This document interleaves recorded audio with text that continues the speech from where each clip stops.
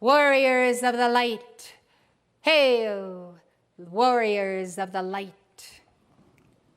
I am in your midst, and that for a stupendous reason, for I have come to anchor the spiral presence of God that passes through the center of the earth. It has no ending and no beginning, but it has the power of Krishna. I come into your midst for the same reason that many of the ascended hosts come. It is, beloved, because the hour marks major changes in the consciousness of all people on the earth. You know well how to go after the fallen angels. You know the presence of Lord Gautama. You have been balanced. You have been bathed in his light. Each New Year's Eve, decade upon decade. You know the vibration of El Moria as he enters.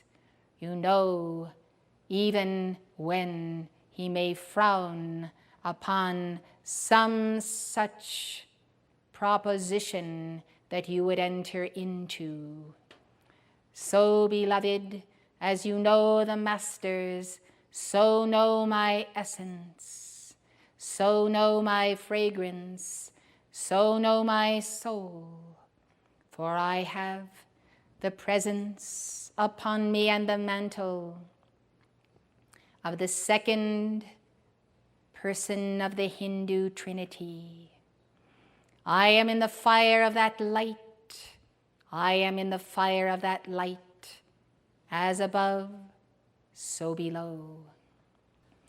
Therefore, as God incarnation, I deliver to you the mandate to rise into your Godhood. For, beloved, it will be the only place of refuge ere you take your leave from this planet. Your refuge is even now in the heart of God. Neither material things or armies or weapons or wealth or conceit or pride can protect you in the day when those who are the fallen ones are bound by the angels of the Lord. You have seen what you might call cataclysm in this nation and other nations, with floods and fire and drought, and the upheaval of the waters themselves. Understand that flood and fire that you have seen are also a portent of things to come.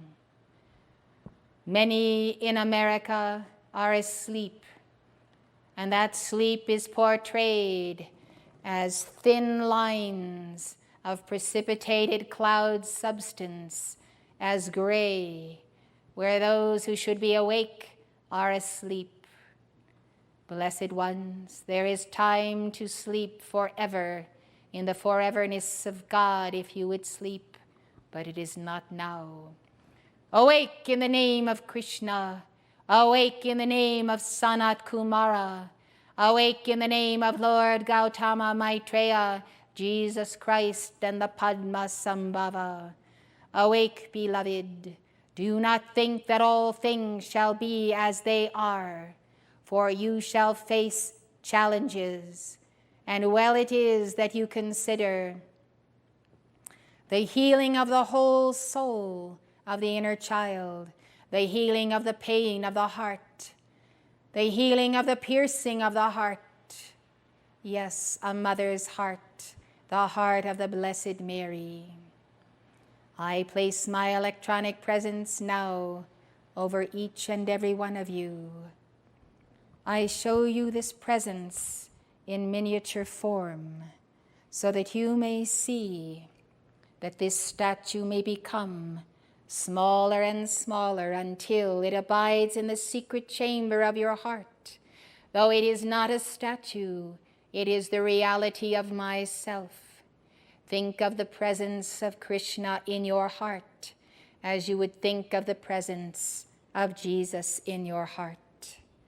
I come to that secret chamber, beloved, for I know that the healing and the wholeness of yourself and the entire world will come about if you understand well that you have recourse unto me. And in addition to that recourse, beloved, you also have my mantras. Let the children know all of these mantras by heart. They will sustain them when they go out into the world and face its challenges one day. Just as you teach your children to say the Hail Mary and to sing to the Divine Mother of Jesus, so let them know these mantras, beloved. Thousands have received protection in all ages, for they have entered into the heart of Krishna, and I have entered into their hearts. This then is the ceremony I would perform in this hour. It is a cosmic interchange. I ask you to see yourself connected to me through the pattern of a figure 8. I hold one side, you hold the other. And the sacred fires of God and the Word in the beginning are passing over this figure 8. And as they pass through your heart, they transmute grief and sorrow and give you the song of everlasting life, the song celestial. So know, beloved, that there is no break in the continuing stream of that sacred fire. That figure 8 is the sign of infinity. It is the sign that you are infinite in the purest sense of your godhood and in the soul that becomes the bride of Jesus Christ. This infinity, beloved, as you pray with it and through it by giving your bhajans, will bring you back to your immortality. That immortality, beloved, has been lost long ago, yet you have found it again, and God has given you a threefold flame, yet some have even lost it again. Therefore I say, take time to meditate in silent prayer, take time to meditate in the full power and majesty of the spoken word, as your messenger has taught you. Know then that by the word all things were framed, and by the word you shall live, and by the word one day there shall also come expansive dissolution, as light replaces darkness, and all things are made new. I am ever Krishna, and Krishna's consciousness in you.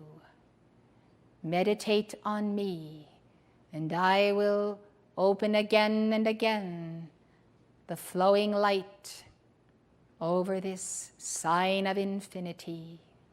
I remind you that you are infinite in God and finite in the earth.